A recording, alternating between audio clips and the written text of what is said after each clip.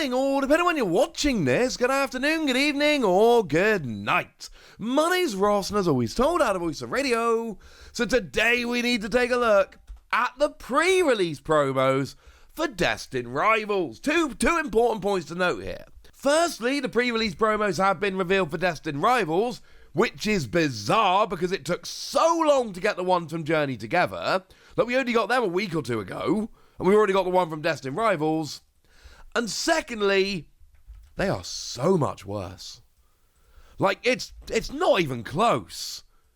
They've kind of ruined pre-release promos, and I don't say that lightly. And there may be a very good reason why they've done this, and I can look at this as someone who taught business for many years, who was somewhat, pretty well versed in business, especially the business of TCGs, because I quit being a business teacher to talk about TCGs for a living. I understand many possible reasons behind this, and I understand why they've done it, and I'll explain these reasons as we go through the video. But that doesn't change the fact that they've ruined pre-release promos, and it honestly makes me genuinely sad. I love pre-release promos. Just a couple weeks ago, I was showing you the pre-release promos for Journey Together, and I was showing you this Snorlax, which I called, and I mean this very sincerely, maybe the best pre-release promo we've ever seen. Well, it might keep that title for a while, because the pre-release promos for Destined Rivals are rubbish. They're just regular cards from the set with a stamp. Now, it's actually kind of cool. There are two of these we haven't seen yet. So there's two brand new cards we haven't seen. So we can talk about them and how good they are, etc. as we go through. That's going to be a lot of fun. I'm looking forward to that. But, look at Ethan's Typhlosion against the pre-release promo of Ethan's Typhlosion. Same card. Look at Misty's Gyarados against the pre-release promo of Misty's Gyarados. Same card. They've got a new stamp, but no. And here's the thing, right? Let's take Ends Reshiram. That was the buyer box promo then for the enhanced booster box for Journey Together. And this is just a regular card with a stamp. And I was actually loving that. I thought that was a great decision. But these are very different circumstances. The enhanced booster box from Journey Together was available on the Pokemon Center and sold out well quick. And then local game stores got a few of them in, but honestly a lot of them only got like a dozen in. So they didn't get very many. So they sold out very quickly. And if it was a brand new, artistically exclusive card, it would be rubbish. Because it would be a nightmare to get hold of, and everyone would be really sad. That's not where we are with the pre-release promos. The pre-release promos you get in build and battle boxes, which are sold elsewhere, but are generally bought when you go to your pre-release at your local game store, which generally have, it depends on the store, etc. But I've not been hearing a lot of horror stories of I couldn't get to my pre-release. I couldn't buy a Pokemon Center exclusive Elite Trainer box. Yeah, I found a bunch of those. I couldn't buy the enhanced booster box for Journey Together. Oh yeah, I found a bunch of those. I couldn't get into my pre-release. Maybe things are going to change because the Pokemon TCG is exploding in popularity lately. That might be a thing. But right now, I'm not hearing stories about this. So essentially what they've done is taken these 4 ridiculously lovely new pre-release promos with new artwork that look wonderful and turned them into regular cards with a stamp. I think when we look at the enhanced booster box, it makes perfect sense and I get it. I think when we're talking about pre-releases, I don't think it's as big of an issue, and it honestly makes me a little bit sad. Especially as they have just given us what has got to go down as one of the, if not the best one we've ever had. Is this a thing that's going to carry on forever? We don't know. Is this just a one-set thing? We don't know. Could these actually just be placeholder images? Very, very unlikely. If they were just the cards without the stamp, I might go, yeah, they've just given us placeholder images. But the fact that they've all got the Destined Rivals stamp on, maybe we get different versions. It has happened in the past, especially with promos for products, where we've been shown placeholder and they've actually been alternate art. I think that's very, very unlikely at this point. Boo! Okay, there we go. I will say, in terms of promos, these are pretty cool. Because Ethan's Typhlosion, very playable card. We've got the wonderfully named Buddy Blast, does 60 more damage for each Ethan's Adventure in your discard pile, 40 damage base. And I'm telling you right now, this works. Like, I showed you a video the other day about this working. I told you I was wrong. When this was revealed in Japan and we were talking about it in the run-up to the set, I talked a lot about the fact that I thought this card was underwhelming and frankly not very good. I was wrong. This is a very good card. I think this is a wonderful card. I am a big fan of this card. I'm probably not going to be playing it, honestly, because, you know, Mama Swine's out. But I think it's a cool card.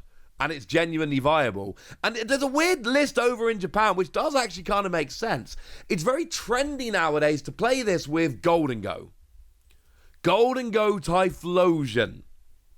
Apparently that's a thing. I say apparently. I've been checking the results. This is a thing. It's a bit weird. But it's weird in the best possible way. And I adore it. So, Ethan's Typhlosion, very cool. The thing is, we know we've got the illustration rare, which is a phenomenal card artwork-wise. And this is an alternate art. So I do kind of look at this like, people aren't going to care nearly as much. Sorry. As for Misty's Gyarados, this is another card. Now, this I've seen the odd deck floating around. This doesn't seem to be making waves, pun intended, over in Japan. It's fine, but it's not particularly special. What we've essentially got here is an attack, a really fun attack, whereby for a single energy, you trash the top 7 cards of your deck, and then any Misty's Pokemon you find, it does 70 damage for each one discarded.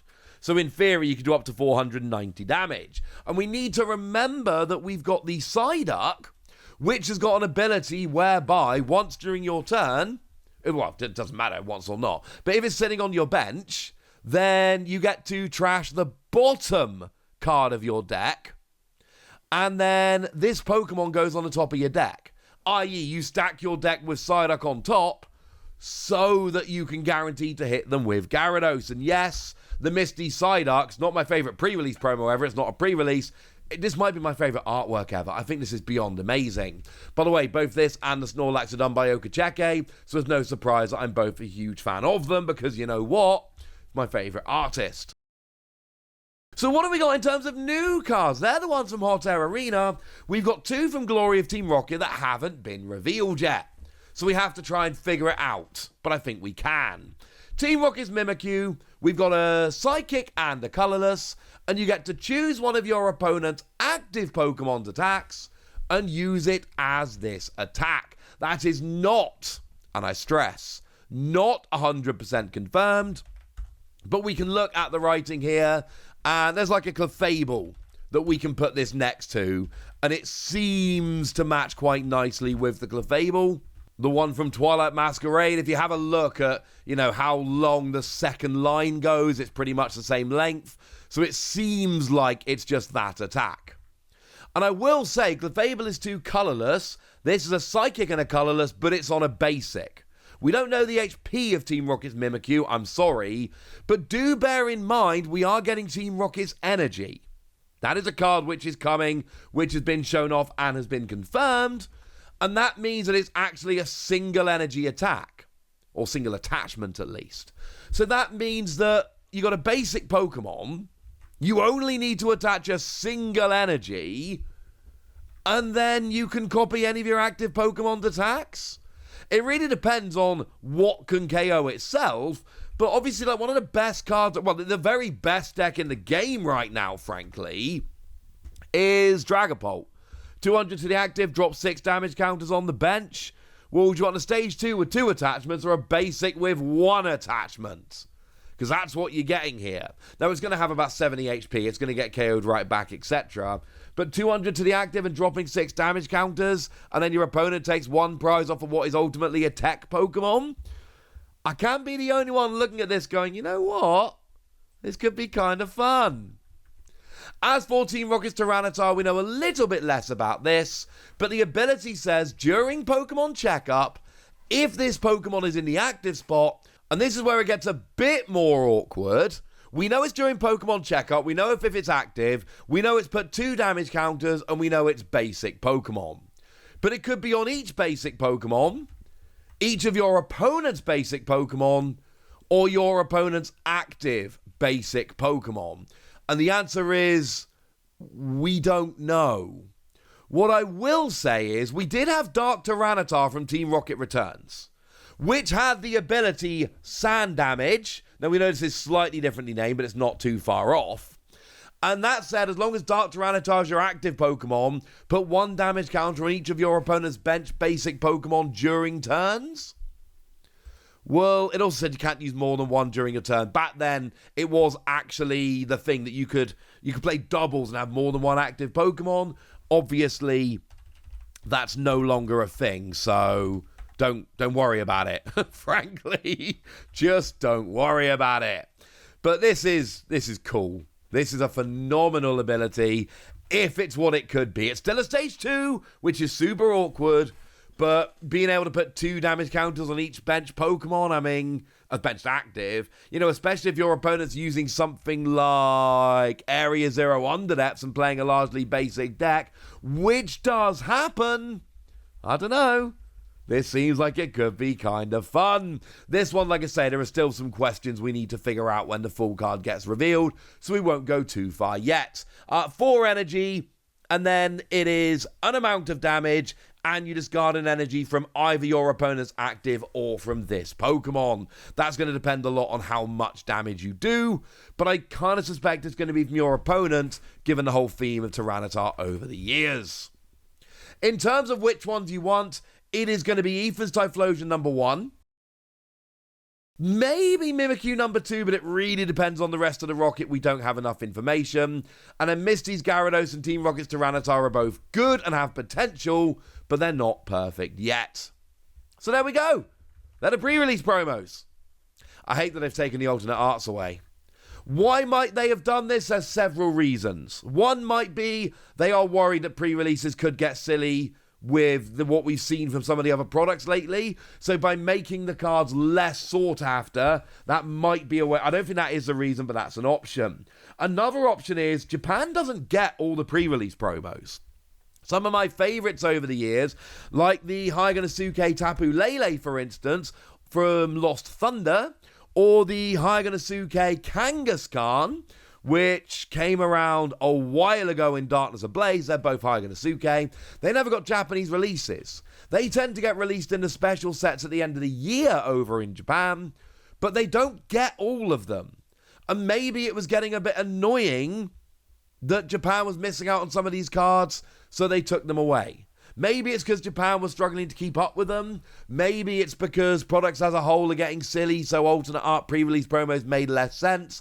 Maybe it's a one-time thing because the artwork didn't come through in time. We don't know. But the reality is, I don't like this.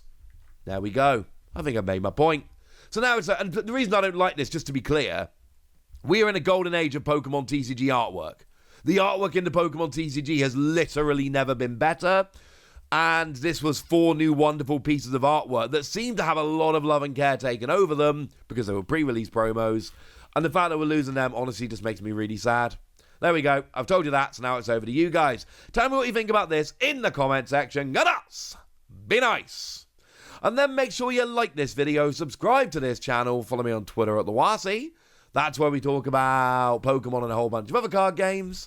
And please do consider checking out patreon.com/PTCGradio, where you can support the channel, get some bonus podcasts, and all kinds of fun things. And get shout-outs on the channel like the lovely Derek, who's been a supporter of ours for a while now and is a very lovely person. So shout out to them for the support and the loveliness. But by far the most important thing, as always, look after yourselves till next time, would ya? Thank you very much for watching. My name's Ross, and you've been watching PTCG Radio.